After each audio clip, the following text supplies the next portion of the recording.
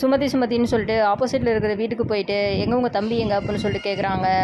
உடனே வந்துட்டு அவன் நைட்டு இருந்து வரலங்க, சொல்லுங்கண்ணா ஏதாவது பிரச்சனையாண்ணா அப்படின்னு சொல்லி கேட்குறாங்க. இல்லை முக்கு சந்தில் நேற்று ஒரு பிரச்சனை ஆச்சு உங்களுக்கு தெரியுமா அப்படின்னு சொல்லி கேட்குறாங்க. இவளுக்கு வந்து எது ஒன்றுமே புரியல. ஆமாண்ணே தெரிலண்ணே அப்படின்ற மாதிரி சொல்லிட்டு இருக்கா. ஆக மொத்தம் உனக்கு எதுவுமே தெரியல, சரி உன் தம்பி வந்து எனக்கு இன்ஃபார்ம் பண்ணு அப்படின்னு சொல்லிட்டு வீட்டுக்கு போகிறான். வீட்டுக்கு போயிட்ட பிறகு என்னென்னா ஒய்ஃப் வந்து பார்த்துட்றாங்க. என்னங்க எனக்கு தெரியாமல் அவளுக்கு ஏதாவது காசு எதாவது கொடுத்தீங்களாங்க, அவங்ககிட்ட காசு கொடுத்தா வரவே வராதுன்னு உங்களுக்கு தெரியுமா தெரியாதா அப்படின்ற மாதிரி சொல்கிறாங்க. உடனே சைகோ வந்துட்டு நீ என்ன அழகா மினுக்கிட்டு இருக்கிற சாரியெல்லாம் கட்டிட்டு அப்படின்ற மாதிரி திட்ட ஆரம்பிச்சிடான். இல்லைங்க பக்கத்து தெருவில் ஒரு பொண்ணுக்கு வளகாப்பு, அதனால தான் போகணும், நம்ம பையன் கையில் கல்யாணத்துக்குலாம் வந்திருக்காங்க அப்படின்னு சொல்லிட்டு கேட்குறாங்க. அப்படியா நம்ம பையன் கல்யாணத்துக்கு வந்தாளா, எவ்வளோ மொய் வச்சான் அப்படின்னா 50 ரூபா மொய் வச்சிருக்கா அப்படின்னு அப்போல்லாம் விலைவாசியெல்லாம் ரொம்ப கம்மியாக இருந்தது, இப்போ வந்து அதிகமாகிடுச்சு. ஸோ அதுக்கு மேலே ஒரு ரூபா போட்டு வந்து நீ 51 ரூபாயே வச்சிரு அப்படின்ற மாதிரி வந்து ஒய்ஃப் கிட்ட சொல்கிறாங்க. உடனே வந்துட்டு என்னங்க இது ஒரு 100 ரூபாய் 200 ரூபா வச்சா கூட ஆகும் அப்படின்ற மாதிரி சொல்கிறாங்க. இல்லை 51 ரூபா வச்சு விட்டுட்டு நீ அங்கே இருக்கிற வடை போண்டெல்லாம் எடுத்துகிட்டு வந்துரு அப்படிங்கிற மாதிரி சொல்லி அனுப்பி விட்டுறான். உடனே வந்து ஒவ்வொரு ரூமாக செக் பண்ணிகிட்டு இருக்கான். மருமக எங்கே போயிட்டா, எங்கே போனான்னு தெரியலையே, இங்கேயும் காணோம் அப்படின்னு சொல்லிட்டு கிச்சன்லலாம் வந்து தேடி பார்க்குறான். உடனே வந்துட்டு பெட்ரூமுக்கு போயிட்டு பாத்ரூமில் பார்க்குறான். அப்போ வந்து குளிச்சுட்டு இருக்க சவுண்டு வந்து வெளியே வருது. அது வந்து ஜன்னல் எட்டி பார்க்க முடியலன்னு மேலே மொட்டை மாடிக்கு போயிட்டு ஏணியெல்லாம் வச்சு எட்டி பார்த்துட்ருக்கான். எங்கே தெரியலையே, மருமக இன்னும் குளிக்கிறது ஒன்றுமே தெரியலையே அப்படிங்கிற மாதிரி பேசிகிட்டு இருக்கான்.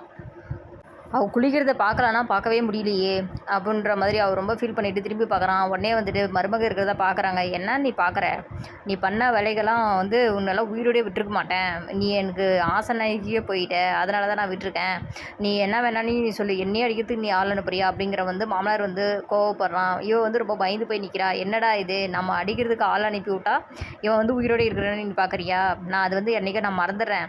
இப்போ வந்து என்ன உனக்கு பிரச்சனை, உன் மாமியார் உனக்கு பிரச்சனையா, இல்லை உன் புருஷன் உனக்கு பிரச்சனையா, 2 பேரையும் சொல்லு, நான் எல்லாம் தீர்த்து கட்டிட்டு நான் உன்னோட வாழ்கிறதுக்கான எல்லா முயற்சியும் பண்ணுறேன், நீ ஒத்து வந்தால் சரி, நீ ஒத்து வந்தால் நம்ம ஜாலியாக இருக்கலாம் அப்படின்ற மாதிரி சொல்கிறா. இவன் வந்து பெட்ரூம் கூடி வந்து அழக ஆரம்பிச்சோன்னே அவங்க ஹஸ்பண்டுக்கு ஃபோன் பண்ணி என்னங்க எனக்கு இங்கே இருக்கவே பிடிக்கல, உங்கள் அப்பா பண்ணுறது எதுவுமே எனக்கு பிடிக்கல, உங்கள் அப்பா வந்து இதெல்லாம் பண்ணிகிட்டு இருந்தார் அப்படின்னு சொல்லிட்டு அவங்க குளிக்கிறத எட்டி பார்க்கறது, ஆள் வச்சு அனுப்புறது, பின்னாடியே வந்து தோடுறது, இது எல்லாமே வந்து பார்த்தீங்கன்னா ஹஸ்பண்டுக்காரர்கிட்ட சொல்லிட்டு இருக்கான்.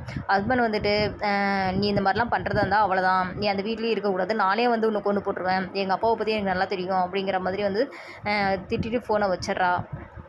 இது எல்லாமே வந்து மாமனார் வந்து வெளியே விட்டு கேட்டுட்ருக்காங்க. அப்போ வந்து ஜன்னலை டோர் ஓப்பன் பண்ணிவிட்டு வெளியே வரா. என்னம்மா நான் சொன்னது நீ நம்பலை, என்னை பற்றி என் பொண்டாடி நம்ப மாட்டாங்க, என் பையனும் நம்ப மாட்டான், நீ வந்து டைம் எல்லாம் வேஸ்ட் பண்ணாத, நான் உனக்கு எனக்கும் நடக்க வேண்டியதெல்லாம் சீக்கிரம் நடந்தே ஆகணும், இல்லைனா வந்து உன் புருஷனையும் மாமியாவையும் 2 பேர்த்தையும் நான் கொண்டுட்டு எப்படி உன்னை அடையணுமோ நான் அப்படியே அடைஞ்சிருவேன் நான் அப்படின்ற மாதிரி வந்து பிளாக்மெயில் பண்ணுறான்.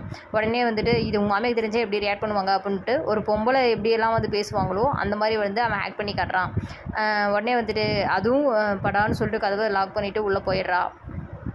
இது என்ன மாதிரி பண்ணாலுமே நம்மளுக்கு செட் ஆக மாட்டேங்கிறாளே, இவளை எப்படியோ ஒன்று நம்ம வழிக்கு கொண்டு வந்தே ஆகணும் அப்படின்ற மாதிரி அவன் பேசிட்டு சோஃபாவில் உட்காந்துட்டு இருக்கான். அப்போ வந்து அவங்க ஒய்ஃப் வராங்க. வந்துட்டு வடை போண்டா பாயாசம் எல்லாமே கொண்டு வராங்க. என்னடி இவ்வளோ தான் எடுத்துகிட்டு வந்தியா நீ, இதுக்காக தான் நீ போனியா, இதுக்கு நீ 51 ரூபா நீ மொய் வச்சியா அப்படின்னு சொல்கிறாங்க. இன்னொரு பொண்ணு இருக்குது, அது வந்து மருமகளுக்கு கூப்பிட்டு கொடுக்குறாங்க. இந்தம்மா இது உனக்கு பிடிக்கும் இல்லை அப்படின்ற மாதிரி கூப்பிட்டு கொடுக்குறாங்க. உடனே வந்து மாமனாரை பார்த்துட்டு உடனே முடிச்சு உள்ளே போயிடுறா. மெடிக்கலுக்கு போகிறான். உடம்பு கை கால்லாம் ரொம்ப வலிக்குது அப்படின்னு சொல்கிறான். அப்போ வந்து அந்த காண்டம்ஸ் எல்லாம் இருக்குது இல்லை, அதை பார்த்துட்ருக்கான். அப்போ வந்து அந்த பையன் பார்த்துட்டு இந்த பெரியவனுக்கு இதெல்லாம் என்னத்துக்கு அப்படின்ற மாதிரி மனசுல நினைக்கிறான். அப்போ வந்து அந்த இவனை ஆள் வச்சு அடிக்க வந்தாங்க இல்லையா பசங்க, அவனை வந்து பார்க்குறாங்க. அவனும் வந்து எனக்கு உடம்பு வலி மாத்திரை கொடுங்க அப்படின்னு சொல்லிட்டு அவனும் கேட்குறாங்க. ஸோ 2 பேரும் ஒருத்தர் பார்த்து